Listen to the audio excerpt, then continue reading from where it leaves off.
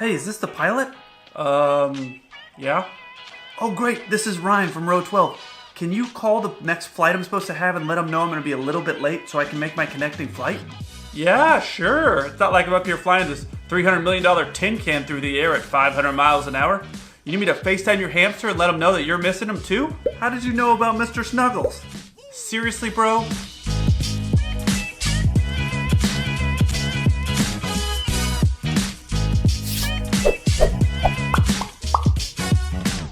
Hey 7-4 crew, what's going on? If you don't know me, my name's Kelsey. I'm a 747 pilot.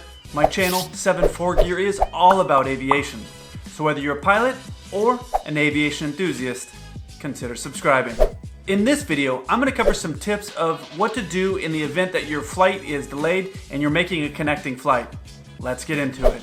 Now first, if you're going to be like Ryan, where you're going to be super stressed about your connecting flight and be bugging the flight attendants or wanting to talk to the pilots about it, don't take a connecting flight if at all possible. Now if you can't book your flight nonstop and you have to make a connecting flight, give yourself time between flights. There's a lot of times when I've been standing up and saying goodbye to people as they were getting off the plane, especially when I was at the regionals flying.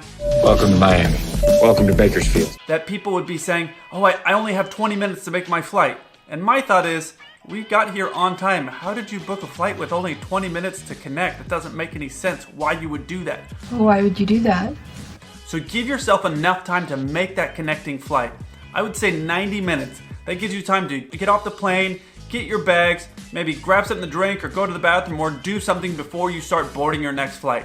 The other thing to keep in mind is a lot of times when you check in for your initial flight, on your boarding pass in a big time it will say this is your boarding time for your next flight. People will get confused and think boarding time is the time that the plane is actually departing. That's just when the boarding process is going to start. So just keep those in mind when you're looking at your boarding pass for the next flight. There will be a departure time and a boarding time. Be aware that your boarding time and your departure time are not the same thing. So don't get those confused. Now if your first flight of your connecting trip is late for whatever reason and you've allocated yourself enough time, like I said, about 90 minutes, I'm going to give you some tips that I use to make it as smooth and as fast to make my connecting flight. Obviously I travel for a living, so I've been through just about every scenario you can imagine on trying to connect and make flights work. So I'm going to give you the things that I do to make it as smooth and fast as possible. First, while I realize it's very stressful for you, your flight crew members, including your flight attendants, have zero ability to contact your next departing flight. They don't know who the crews are or have any way to reach them. And they don't even have any way to make them delay the flight. They have zero say-so over that. Don't bother your flight attendants about, hey, can you call or can you ask? They can do nothing about that. And the same with your pilots, like I showed in this intro. There's nothing that the pilots can do as well to radio ahead. We got enough things that we're dealing with besides trying to make your connections work, so that's not going to happen. Leave me alone! So what's happening behind the scenes that you don't see is the gate agent, who's the man or the woman that you talk to when you get ready to board the plane. That person has a system, and it's showing all the seats on the plane, who's checked in, who's connecting, and what the status of their connecting flight is. If your connecting flight is very close and there might be a tight connection, it will usually show yellow, at least in the system that I saw. If you are not going to make the flight or your flight has been canceled, the first flight of your connecting flight has been canceled, it will show red. So they're able to see all of that. So if you're on a flight and you're thinking, man, this is going to be a really tight connection, your gate agent who is working that flight out is also going to know, hey, this is what gate they're coming into, and this is what time their plane is scheduled to land, and they'll have all the information. Usually they will relay that information to the pilots and let them know, hey, we have 3 people and they're coming from Buffalo and it's going to be a very tight connection, but they're parking at D12, so they should be able to make it over here pretty quickly. They'll relay that information to the pilots so we know what's going on. At that point, it's to the pilot's discretion to, if they want to delay the flight a little bit to help you get on that connection. Now keep in mind that if we delay a flight past the time it's scheduled to depart, 1, there are other people on that flight who have to make connections as well, and 2, we generally are going to have to answer to our bosses of why did we push the flight back late? Because on every late flight, it has a note of what caused the delay.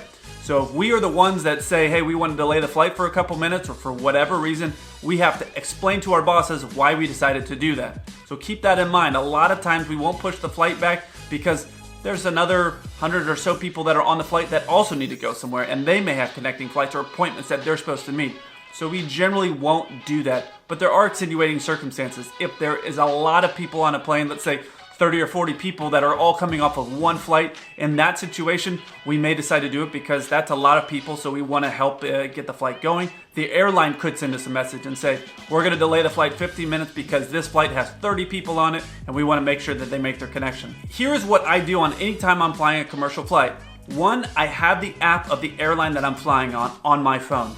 That's going to show me what gate that we're parking at, and it's also going to show me where my connecting flight is leaving. If you have the app and you have it all synced up with your flight, you'll be able to see where you're parking and where your next flight is going out of. That's going to save you time from asking the flight attendants, hey, what gate are we parking at? And I'm going to Tulsa, Oklahoma after this. What gate does that leave?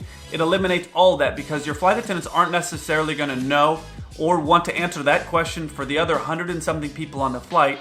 And that saves you time when you get off the plane from looking at the monitor or asking that gate agent that is standing there trying to board the flight again, what flight is the Tulsa flight going? Because they can't memorize every gate, so then they may have to look it up. While you're on the flight, usually you can use the in-flight Wi-Fi, have the app, and look to see, hey, the flight 214 to Tulsa, what gate is that going from? Okay, D30.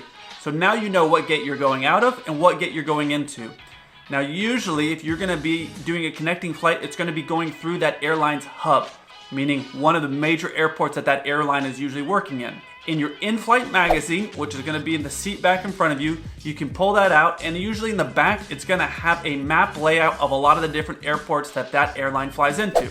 You can use that map and start figuring out what concourse you're going into or going out of, and figure out what direction. Once you come out of the gate, you need to turn left or turn right and kind of get going on the route that you need to get on to get to your gate. Now, if you're going to a small airport that's not in the magazine, just keep in mind that it's probably not going to be too big of a deal. You're going to walk out and look down one hallway or the other hallway and figure out where your gate is, but you're going to want to walk and quickly get there. In some cases, they'll close the boarding door 10 minutes prior to the plane actually departing, and that's to give the pilots and the crews time to close up the doors and pull the jet bridge back and get ready to actually push and leave on time.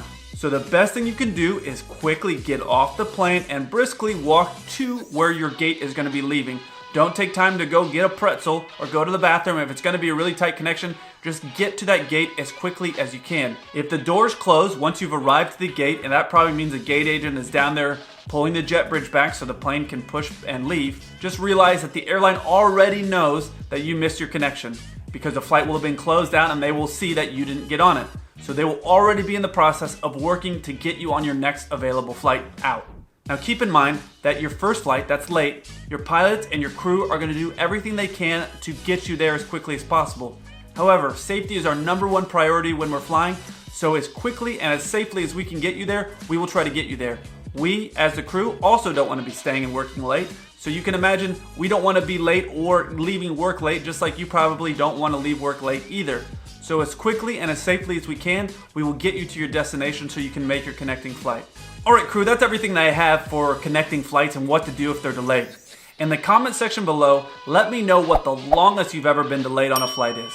I look forward to hearing from you. Until then, keep the blue side up.